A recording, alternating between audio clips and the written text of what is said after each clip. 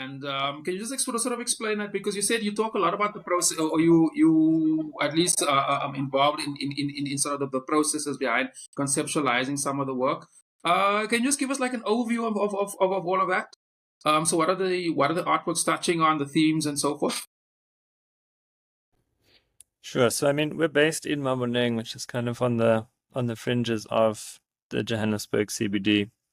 It's a kind of essential, vital site for us. We draw a lot of our energy from the inner city, but we're also interested in a kind of porousness that happens. I mean, there's a practical component to that. Our main space, we often, I mean, if you've ever been to the center, you would have heard before. You're sitting in the middle of a performance and you'll hear the cars passing by Mhm. on the M1. So there's a kind of bleeding in of the city, and out of the center into the city. And we're interested in that relationship. So I mean, one component of season 11 is something we're reprising from last year. It's called The Unexpected City.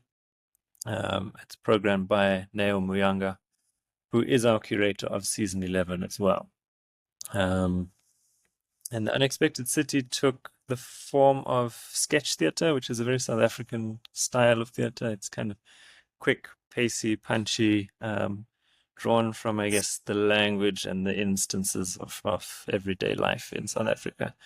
And we said, what is it to write the city in that way? We have this view of Johannesburg collectively, I mean, as a city that is always somehow simultaneously in a state of collapse and disrepair, but also emergence. It's always on the cusp or the precipice of something, Of catastrophe or something, yeah, great yeah, and yeah, improvement. Yeah, which is yeah. a really interesting generative space to be in. So yeah, we asked ourselves the question: what is it to make a series of sketch theater works based out of those narratives of the city, around the city?